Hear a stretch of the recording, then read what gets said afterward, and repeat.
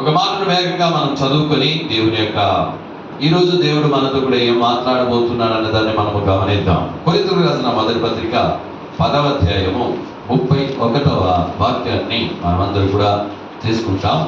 మొదటి కొరింథీయులకు రాసిన పత్రిక 10వ అధ్యాయము 31వ వాక్యాన్ని చదువుకుంటాం.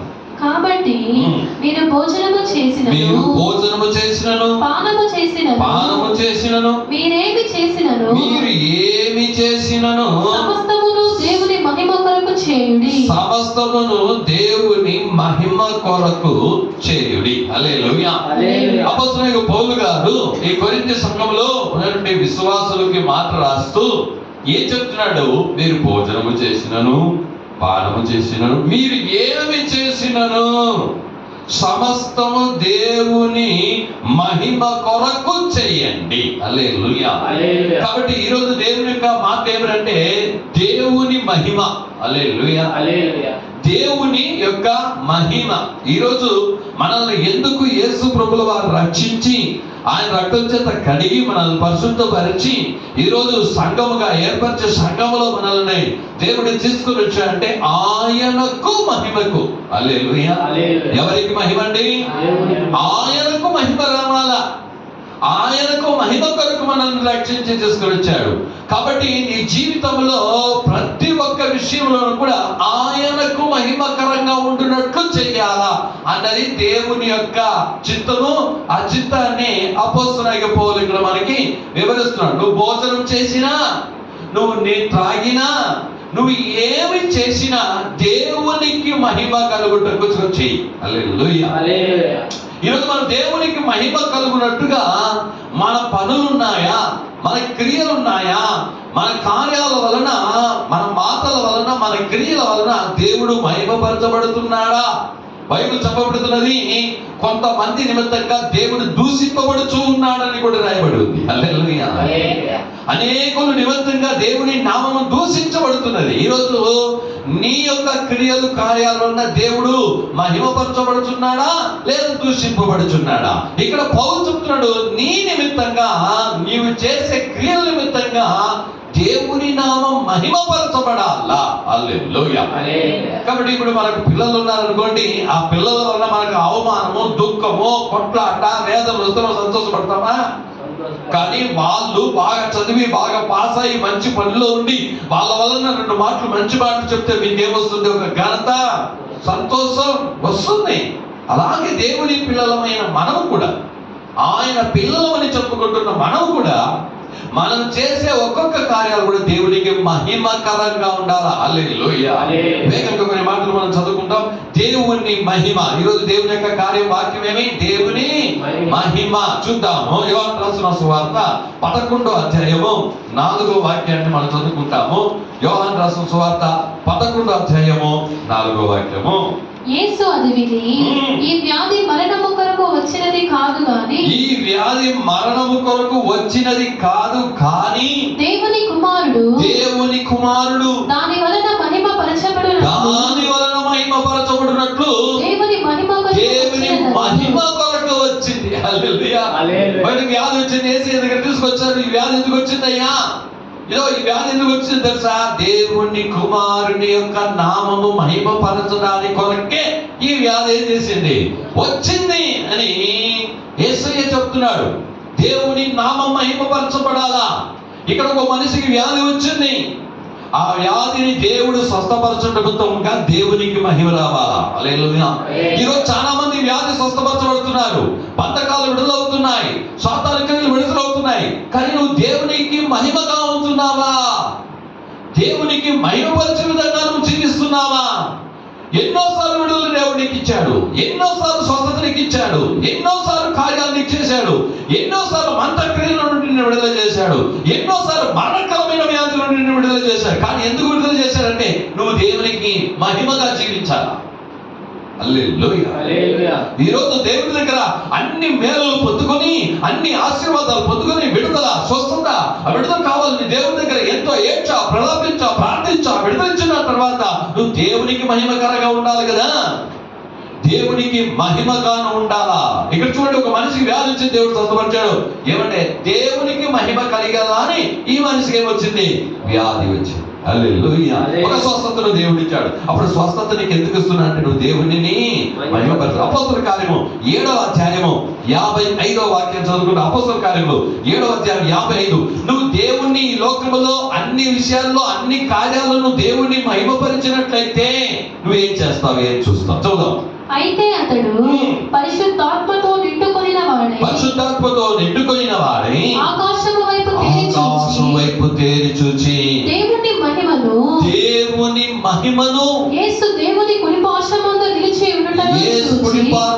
నిలిచి ఉండుట చూచి ఆకాశము తెరవబడినది. చాలు. హల్లెలూయా. ఏం చూశాడంటే ఆకాశము పరలోకాన్ని చూశాడంట. పరలోకంలో దేవుని మహిమను చూశాడంట. హల్లెలూయా. ఆయన కుడి పక్కన యేసయ్య నిలబడి ఉండడం చూశాడంట. నువ్వు ఇక్కడ నీ క్రియల్లో నీ కార్యాల్లో నువ్వు దేవుణ్ణి మహిమపరిచినట్లయితే నువ్వు పరలోక మహిమను చూస్తాడు. హల్లెలూయా. ఈయన చూసింది ఏ మహిమ? పరలోకములో ఉన్న సింహాసనంలో కూర్చున్న వారి యొక్క మహిమను చూశాడు. హల్లెలూయా. ఈ రోజు నువ్వు దేవునికి మహిమగా ఈ లోకంలో నువ్వు జీవించినట్లయితే, దేవుని మహిమ కొరకు నువ్వు ప్రతి కార్యము చేసినట్టయితే పరలోక మహిమను దేవుడు నీకు చూపిస్తాడు. హల్లెలూయా. ఏ మహిమది? ఈయన పరలోక మహిమను చూశాడు. పరలోకంలో ఆయన మహిమని నేను చూశానయ్యా. ఆ మహిమను చూడాలంటే ఇక్కడ నువ్వు దేవుని మహిమపరచాలి. ఇక్కడ అన్ని విషయాలలో అన్ని కార్యాలలో దేవుని నువ్వు మహిమపరచాలా. హల్లెలూయా. చూద్దాం వేగంగా దేవుని యొక్క మహిమ కార్యాలు. రోమీయులకు రాసిన పత్రిక 3వ అధ్యాయము 23. ఎందుకు మనము మహిమను చూడలేకపోతున్నాము? ఎందుకు దేవుని యొక్క మహిమలు ఈ భూలోకంలో దేవుని యొక్క మహిమలు ఉన్నాయి, పరలోకములో దేవుని యొక్క మహిమలు ఉన్నాయి. మనం భూలోకములోని కొన్ని మహిమలను చూడలేకపోతున్నాం. కారణం ఏంటి? చూద్దాం. 3:23 రోమీయులకు రాసిన పత్రిక. ఏ భేదమును లేదు, అందరూ పాపము చేసి దేవుడు అనుగ్రహించు మహిమను పొందలేకపోతున్నారు. చూడండి, దేవుడు అనుగ్రహించే మహిమను పొందలేకపోవడానికి కారణం ఏమంటే దేవుడు అందరికీ దేవుని మహిమ చూడాలా, మహిమ కార్యాలు కావాలని ఇచ్చేశాడు. కానీ వారు పొందకుండా పోవడానికి కారణం ఏమంటే పాపము. ఏంటండి? ఆ పాపము చేయడం వలన దేవుని మహిమను వాళ్ళు ఏం చేయడం లేదంట, చూడడం లేదు, పొందడం లేదు. దేవుడు మహిమని ఇచ్చేశాడు. ఈ లోకంలో నువ్వు పాపము చేయకుండా దేవుని దగ్గరకు వచ్చి విశ్వసించి ప్రార్థన చేసి రక్తం చేత కడగబడి దేవుని మార్గాలను నడిచినప్పుడు ఆయన మహిమను ఒక్కొక్క రోజు కూడా నీ జీవితంలో చూడతావు. చూడకుండా ఉండడానికి కారణం ఏమంటే పాపము. హల్లెలూయా. ఆ పాపం వలన దేవుడు అనుగ్రహించు ఆ మహిమను పొందలేకపోతుంది. ఈరోజు చాలా మంది దేవుడు మహిమగా ఎన్నెన్నో కార్యాలు చేస్తున్నాడు. ఎందుకయ్యా నాకు మహిమ అంటే ఇంకా నువ్వు ఏదైనా పాపంలో చిక్కుకొని ఉన్నావేమో, ఏదైనా పాపంలో నిన్ను పట్టుకొని ఉన్నదేమో, ఆ పాపంలో నువ్వు బయటికి రాలేక అదే చేస్తూ ఉన్నావేమో. దేవుని మహిమను నువ్వు చూడలేవు. కానీ దేవుని మహిమను చూడాలంటే నువ్వేం చేయాలా? ఆ పాపంలో నుండి బయటికి రావాలి. అదే రోమీయులకు రాసిన పత్రిక 5వ అధ్యాయము 2వ వాక్యాన్ని చూద్దాం. దేవుని యొక్క మహిమను గురించి మనం చూస్తున్నాం. ఈ లోకంలో యేసయ్య నేను ఎందుకు రక్షించా అంటే నీ మూలంగా దేవునికి మహిమ రావాలా. నీ మూలంగా, నీ క్రియల మూలంగా, నీ కార్యాల మూలంగా దేవునికి మహిమ ప్రతిరోజు వస్తూనే ఉండాలి. చూద్దాం. మరియు ఆయన ద్వారా మనము విశ్వాసము వలన ఈ కృపయందు ప్రవేశ గలవారమై అందులో నిలిచి ఉండి దేవుని మహిమను కూర్చిన నిరీక్షణను బట్టి అతిశయపడుచున్నాము. హల్లెలూయా. 5వ అధ్యాయం రోమీయులకు రాసిన పత్రిక 2వ వాక్యం. మరియు ఆయన ద్వారా మనము విశ్వాసము వలన ఈ కృపయందు ప్రవేశము గలవారమై అందులో నిలిచి ఉండి దేవుని మహిమను కూర్చిన నిరీక్షణను బట్టి అతిశయపడుచున్నాం. హల్లెలూయా. ఆయన మహిమ ఇంకా చూడబోతున్నాం. ఇక్కడ చూసే మహిమ కాదు అది. పరలోకమంతా దేవుని యొక్క మహిమ చేత నిండబడింది. పరలోకం అంటే ఏంటంటే దేవుని యొక్క మహిమ చేత నింపబడి ఉన్నది. ఆ మహిమ కొరకు మేము నిరీక్షిస్తున్నాం. పౌలు చెప్తున్నాడు ఇక్కడ, ఇదో దేవుని మహిమను కూర్చుని నిరీక్షణను బట్టి మేము అతిశయపడుచున్నాం. అప్పుడు నువ్వు పడాల్సింది ఏంటంటే దేవుని యొక్క మహిమను చూసి నువ్వు ఏం చేయాలంట? అతిశయపడాలా.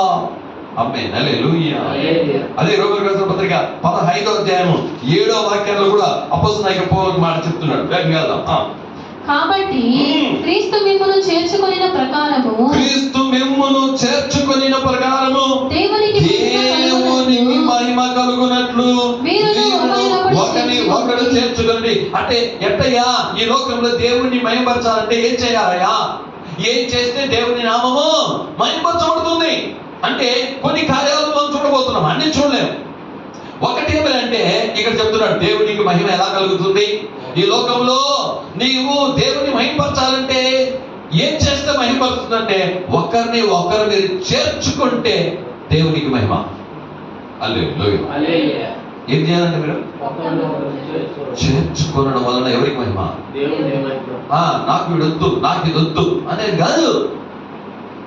ఒకరిని ఒకరు చేరి ఉంటే దేవునికి మహిమ వస్తుంది. అందుకే 7వ వాక్యం చెప్తున్నారు, కాబట్టి క్రీస్తు మిమ్మును చేర్చుకునే ప్రకారము. హల్లెలూయా.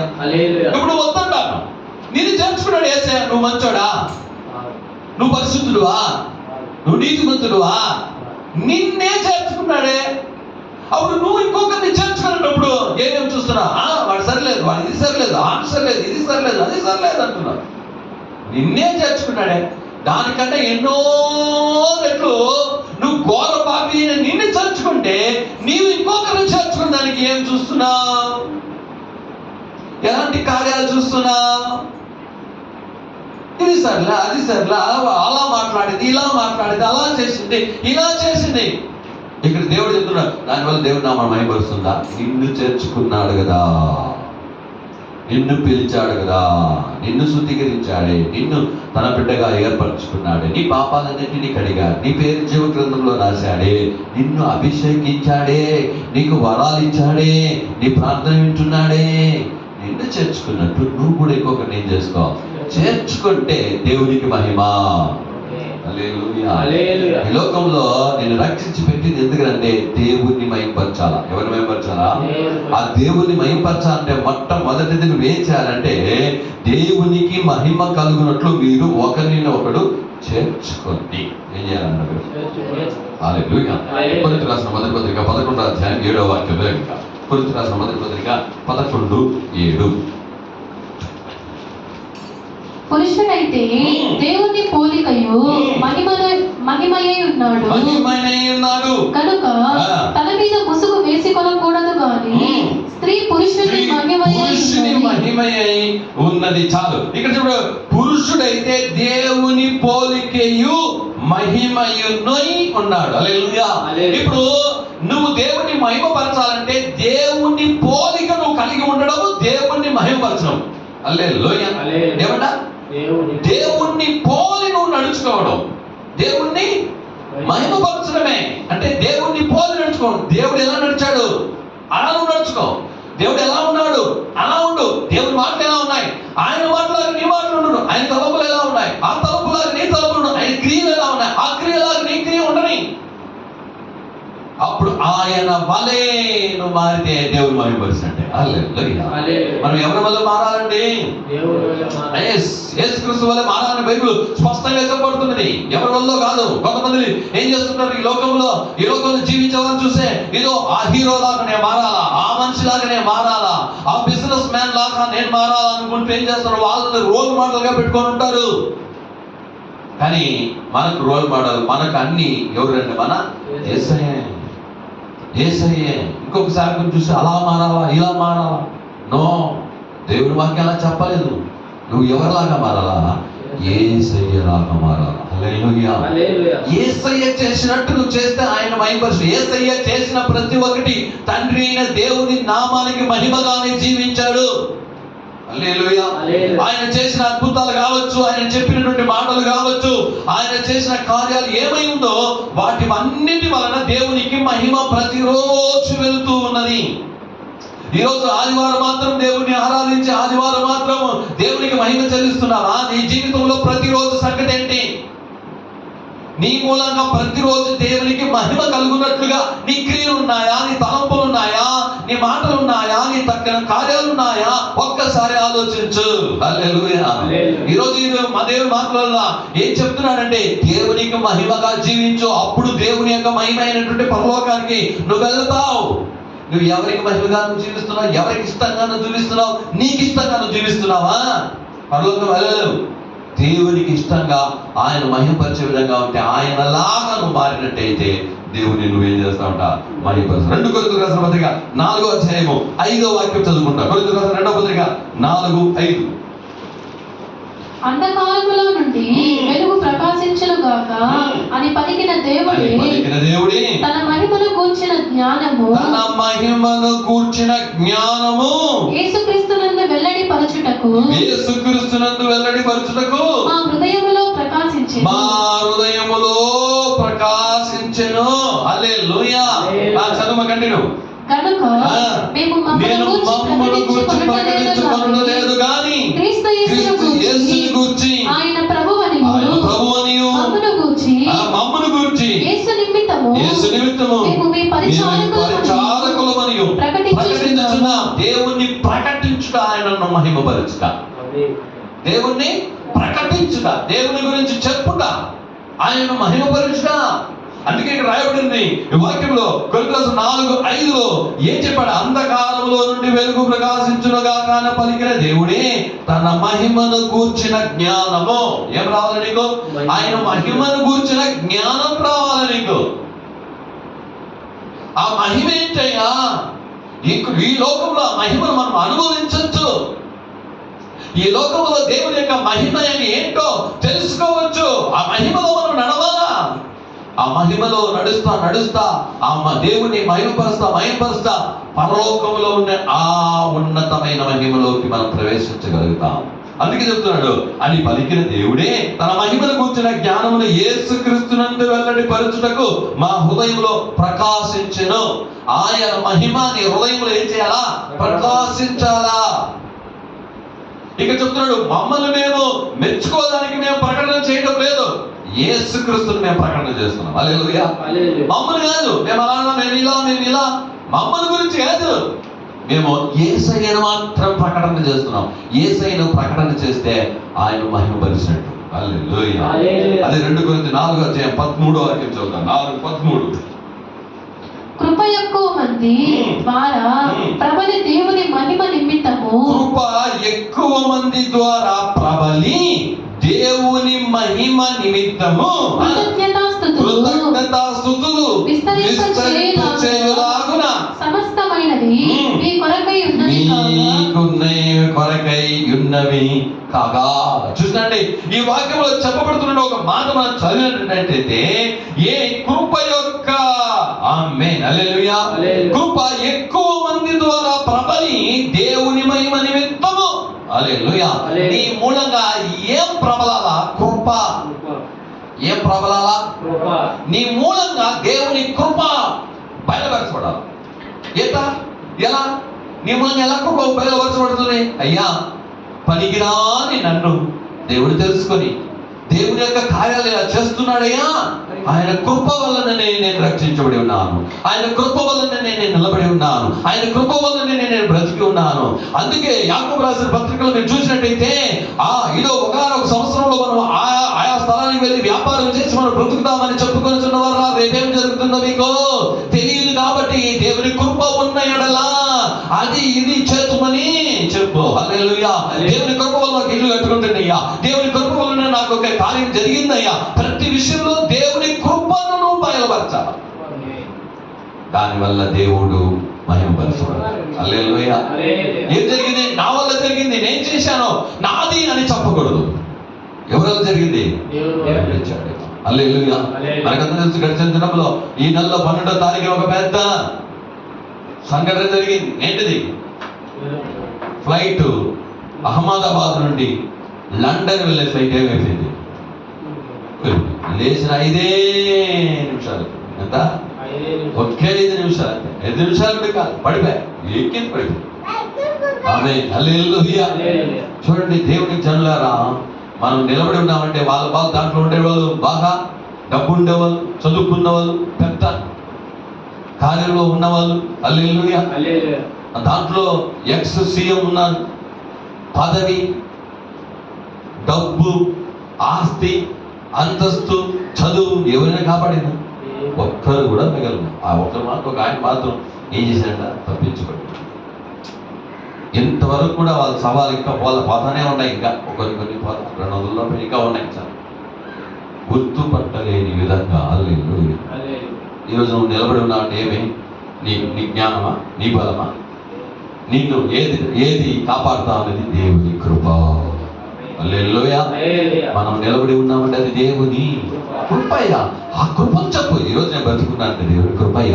ఆ కృప వలన, ఆ కృపను నువ్వు వెల్లడిపరచడం వలన దేవుని నామము మహిమపరచబడుతుంది. హల్లెలూయా. ఇంకో కొన్ని చేర్చుకోవడం వలన దేవుని నామం మహిమపరచబడుతుంది. దేవుని పోలికగాను మారడం వలన దేవుడు నామం మహిమపరచబడుతుంది.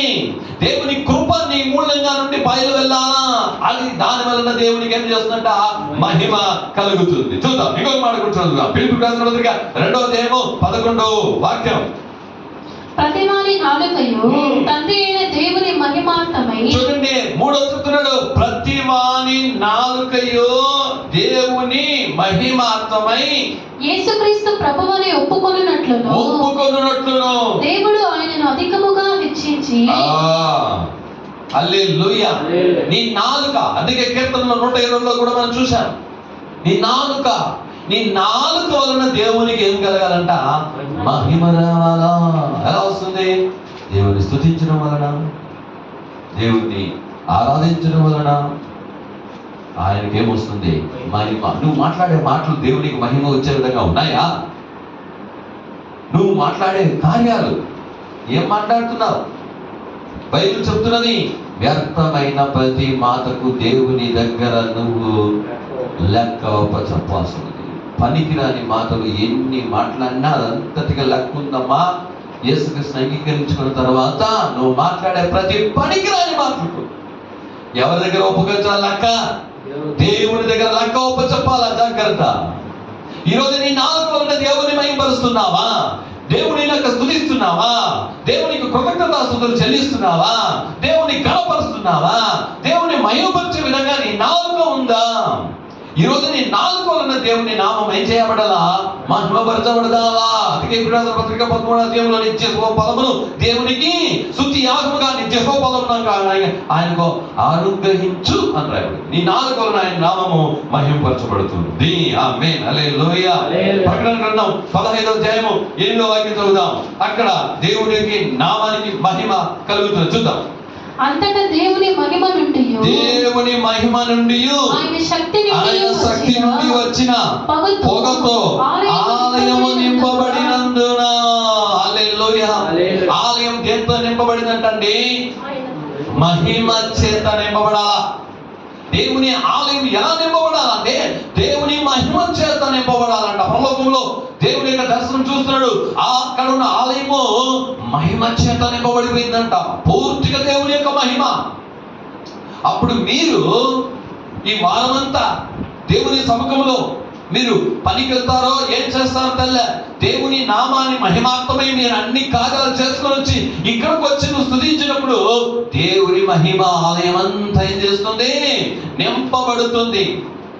దేవుని ఆలయము మహిమ చేత నింపబడి ఉండాలి. హల్లెలూయా. నీ హృదయం అనే ఆలయము దేవుని మహిమ చేత నింపబడి ఉండాలి. మనం ఆరాధించే ఆలయం అయినటువంటి ఈ ఆలయం కూడా దేవుని మహిమ చేత నింపబడాలి. అందుకే సొలొమోను ప్రార్థన చేశాడు ఆలయం కట్టిన తర్వాత. హల్లెలూయా. అప్పుడు పరలోకం నుండి ఏం దిగి వచ్చింది? మహిమ దిగి వచ్చింది. హల్లెలూయా. ఆలయంలో ఎవరు ఉండలేకపోయారు, ఆ మహిమతో నిలబడలేకపోయారు, అందరూ బయటకు వచ్చేసారు. ఇక్కడ కూడా చెప్పబడుతున్నది ఆలయము మహిమ చేత నింపబడాలి. హల్లెలూయా. ఆ ఆలయము మహిమ చేత నింపబడాలి. చూద్దాం ప్రకటన గ్రంథం. అదే ప్రకటన గ్రంథం 21:10. వేగంగా 21:10. ఆత్మ వసుడనై ఉన్న నన్ను ఎత్తైన గొప్ప పర్వతము మీదికి కొనిపోయి, నన్ను ఎత్తైన ఒక గొప్ప పర్వతం మీదికి తీసుకొని పోయి, యెరూషలేము అను పరిశుద్ధ పట్టణము, యెరూషలేము అను మహాపరిశుద్ధ పట్టణము, దేవుని మహిమ గలదై పరలోకమందున్న దేవుని యొద్ద నుండి దిగి వచ్చుట నాకు చూపెను. హల్లెలూయా. అప్పుడు ఒక మాట అక్కడ చూస్తున్న పరిశుద్ధ పట్టణము దేవుని మహిమ గలదై. ఆ పరలోకంలో ఏముంటుందంట? దేవుని మహిమ గలది. ఇక్కడ మనం చూస్తున్న మహిమ కాదండి పరలోక మహిమ, అక్కడ ఇంకా గొప్ప మహిమ. హల్లెలూయా. ఆ మహిమతో నింపబడినటువంటి పరిశుద్ధమైనటువంటి ఆ పరలోకం దిగి వచ్చిన నేను చూచితిని. అప్పుడు మహిమ చేత నింపబడిన పరలోకం, ఆ మహిమ చేత నింపబడిన పరలోకానికి నువ్వు వెళ్ళాలంటే ఇక్కడ నువ్వు ప్రతిరోజు, ప్రతి నిమిషం, ప్రతి క్షణము నువ్వు దేవుణ్ణి మహిమపరుస్తూనే ఉండాలి. నువ్వు ఎప్పుడైతే దేవుని మహిమపరుస్తూ ఆ మహిమలో ఉన్నట్టయితే ఆ పరలోక మహిమను నువ్వు చూడడానికి, ఆ పరలోక మహిమలో నువ్వు వెళ్ళడానికి, అప్పుడు ఆ ఆలయం అంతా ఏమైందంట? మహిమ పొగతో నింపబడేదంట. ఈ రోజు చాలా మంది ఏం చేస్తున్నారంటే ఆరాధన చేసేటప్పుడు పొగలేస్తారు. హల్లెలూయా. ఏం చేస్తున్నారు? పొగలేసేదానికి ఏం చేస్తున్నారు? ఏదో పొగలేస్తారు. అది కాదండి, ఇక్కడ రాయబడి ఉంది దేవుని మహిమ అక్కడ ఉన్నది. ఆమేన్. హల్లెలూయా. ఇంకొక వాక్యం కూడా మనం చదువుకుంటాం, 21వ అధ్యాయంలో 24వ వాక్యం కూడా. జనములు దాని వెలుగునందు సంచరింతురు, భూరాజులు తమ మహిమను దానిలోనికి తీసుకొని వస్తారు. హల్లెలూయా. భూరాజులు ఆ మహిమను ఏం చేస్తారంట? అక్కడికి తీసుకొస్తారు. ఈ లోకంలో మహిమ కలది అని ఏముందో అవన్నీ తీసుకొని ఏం చేస్తారంట? ఆలయంలోనికి వస్తారు. హల్లెలూయా. నువ్వు రాజైనా సరే మహిమను తీసుకొని రావాలి. ఆలయానికి ఏది తీసుకొస్తున్నావు? ఆలయానికి పోవాలి అంటే ఆ కానుకలు కానుక పోవాలి, తీసుకొని వస్తున్నావు. కానుక కాదయ్యా, దేవునికి కావాల్సింది మహిమ. ఈ రాజు ఏం తీసుకొచ్చాడంట? మహిమను తీసుకొని వచ్చాడంట. నువ్వు ఆలయం వచ్చేటప్పుడు ఏం తీసుకురావాలా? మహిమ. ప్రభువా నీ నామాన్ని మహిమపరచనేసయ్యా, నిన్ను స్తుతించి నీ నామాన్ని మహిమపరచనేసయ్యా, నీలాగా నేను జీవించి ఇదో నీ నామానికి మహిమ వచ్చేలాగా నేను జీవించాను తండ్రి. ఆ మహిమను నీ ఆలయంలోనికి తీసుకురావాలా. హల్లెలూయా.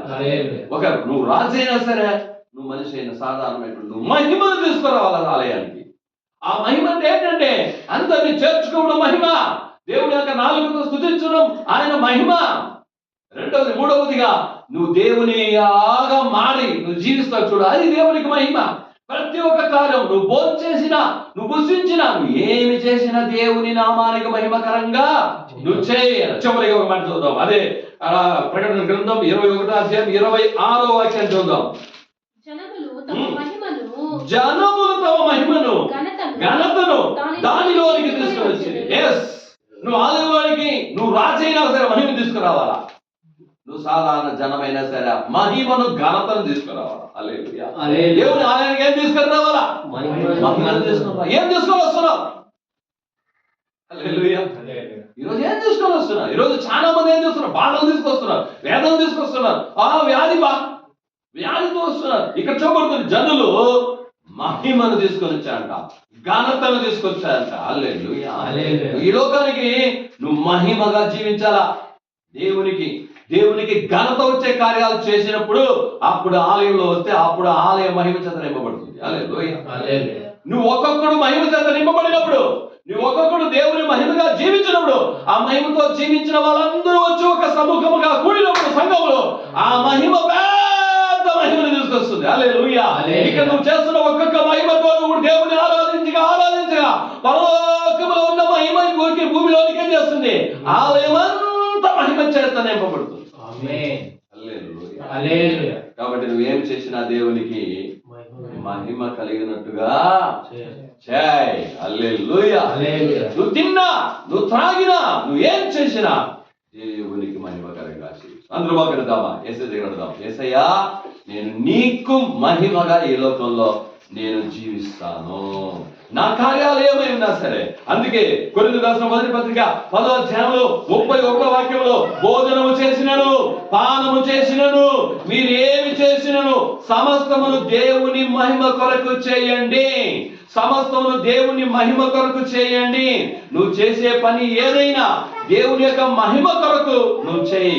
దేవుని మహిమ కొరకు అన్నప్పుడు అనేక కార్యాలు మనం చూస్తూ వచ్చాం. దేవుని జనులారా, ఈరోజు దేవుని మహిమ కొరకు నువ్వేం చేయాలంట? పని చేయి, ఇది చేయి, మాట్లాడు ఆయనలాగా. నువ్వు జీవించు, నీతిగా జీవించు, పరిశుద్ధంగా జీవించు. నీ వలన దేవుని నామం మహిమపరచబడుతుందా, దూషింపబడుతున్నదా? జాగ్రత్త సుమ. చూడు, ఆలోచించు. నువ్వు చేసే మాటలు, నువ్వు మాట్లాడే మాటలు, నువ్వు చేసే క్రియల వలన నిన్ను చూసి దేవుని మహిమపరుస్తున్నారా లేదా దూషిస్తున్నారా? నువ్వు దేవునికి దూషణగా ఉండడానికి కాదు, ఆయన శిలలో రక్తం కార్చింది, రక్షించి సంఘంలో చేర్చిందమ్మా. ఈరోజు దేవుని నామానికి ప్రతిరోజు నువ్వు మహిమగా ఉండాలా. ఆ మహిమ మేఘములాగా దిగి ఆలయమంతా నింపుతుంది. ఆ మహిమ చేసి నువ్వు దేవుని ఆలయంలోనికి ఒక్కొక్కరు వచ్చినప్పుడు అప్పుడు దేవుని ఆలయం అంతా మహిమ అనే పొగతో నింపబడుతుంది. పరలోక రాజ్యంలో నుండి ఆయన మహిమను నీ ఆలయంలోనికి కొమ్మరించేస్తాడు. కాబట్టి అలాంటి మహిమ చేసేవారుగా మనం మారుదాం, దేవుని దగ్గర సమర్పిద్దాం, ప్రార్థన చేసుకుంటాం. స్తోత్రములు తండ్రి, మహాకృప కనికరం దయగలిగిన మా పరలోకపు దేవ, ఈ ఆశీర్వదించబడినటువంటి పరిశుద్ధమైన దినమును బట్టి వందనాలు, స్తోత్రాలు ఘనత మానవం చెల్లిస్తున్నాం. తండ్రి రాజా, ఆమె కొరకు రాసిన రాజా మొదటి పత్రిక 10:31 అవును, నన్ను భోజనము చేసినను, పానము చేసినను, మరి ఏమి చేసినను దేవునికి మహిమ కలుగునట్లు చేయుడి అన్నా. అవునయ్యా, మేము చేసే పని కావచ్చు, మాటలు కావచ్చు, తలంపులు కావచ్చు, క్రియలు కావచ్చు, అన్ని కూడా దేవుని నామానికి మహిమకరంగా, మహిమపరిచే విధంగా నేను అన్ని క్రియలు చేయాలి. అందుకొరకే దేవుడిని ఏర్పరచుకుని పిలిచి రక్షించే సంఘంలో నిలవబెట్టాడని ఈరోజు తెలుసుకోవడానికి సాయం చేయి. కుడి విడుదలందరికీ మాటలు చేత ప్రభువా వారు బలపరచండి తండ్రి. యోహాన్ గారు ఆయన పరిశుద్ధమైనటువంటి రాజా దర్శనం చూసినప్పుడు పరలోకంలో ఆలయం అంతా రాజా మహిమ చేత నింపబడింది. అవును, ఆలయం అంతా మహిమ చేత నింపబడింది తండ్రి. ఈ దినమున యేసయ్య స్తోత్రం. ఈ ఆలయం మహిమ చేత నింపబడాలి. మా హృదయం అనే ఆలయం మహిమ చేత నింపబడాలా. దేవుని ఆరాధించే ఈ ఆలయం కూడా మహిమ చేత నింపబడాలా. ఆ మహిమ చేత నింపబడాలంటే మేము ప్రతి ఒక్క రోజు దేవుని మహిమపరిచే విధంగా మా క్రియలు, మా మాటలు, మా కార్యాల వల్ల దేవుని మహిమపరిచే విధంగా ఉన్నప్పుడు ఆ మహిమను మేము ఆలయంలోనికి తీసుకురావాలి. ఆ రాజు మహిమను తీసుకొచ్చాడు ఆలయం. ఆ జనాలు మహిమను, ఘనతను తీసుకొచ్చాడు. ఈరోజు ప్రభువా అవునంటే ఆలయం వస్తున్న వారు ఏమిటిని తీసుకొని వస్తున్నారని ఆలోచించడానికి సాయం చేయండి. నేను ఇక మీద నా మహిమను, ఘనతను మా ఆలయంలోనికి మేము తీసుకొని వస్తాం. అలా జీవించి, అలా బ్రతికి, దేవునికి ప్రియముగా బ్రతికి ఆ మహిమను నీ ఆలయంలోనికి తీసుకొని వస్తాం. దేవునికి ఘనత కలిగించిన విధంగా ఈ ఆలయంలోనికి తీసుకురావడానికి సాయం చేయండి. ఈ మాట నుంచి బిడ్డలందరినీ కూడా మీరు ప్రభావ పరిశుద్ధపరిచి బలపరిచి ఆశ్రయించి అభిషేకించడానికి వచ్చినాం. అలా చేసినందుకు వందనాలు, నడిపించుకున్న గొప్ప కార్యములు చేయమని మన ప్రభువును రక్షకుడైన యేసుక్రీస్తు నామమున చేత అడిగి వేడుకొంచున్నాం తండ్రి. ఆమేన్, ఆమేన్, ఆమేన్. నా ప్రాణమా యెహోవాను సన్నతించు, నా అంతరంగ సమస్తమైన పరిశుద్ధ నామాన్ని సన్నతించు. నా ప్రాణమా యెహోవాను సన్నతించు, ఆయన చేసిన ఉపకారములు దేనిని మరవకు. ఆమేన్, ఆమేన్. సకల స్తుతియు, సకల ఘనతయు, సకల మహిమయు సైన్యములకు అధిపతి యెహోవాకి, కుమారుడైన యేసుక్రీస్తువుకి, పరిశుద్ధాత్మ దేవునికి యుగయుగములు కలుగును గాక. ఆమేన్, ఆమేన్, ఆమేన్. ప్రభువైన యేసుక్రీస్తు కృప, తండ్రి యొక్క ప్రేమ, పరిశుద్ధ సహవాసకుడు, దేవుడు రాకడకి తోడేవి నడిపించును గాక. ఆమేన్. దేవుడు తన ముఖ ప్రకాశం, వివిధ ప్రకాశం విజయములందరినీ ఆశించి సమాధానం నడిపించును గాక. ఆమేన్, ఆమేన్, ఆమేన్. హల్లెలూయా, హల్లెలూయా, హల్లెలూయా. ఆశించు.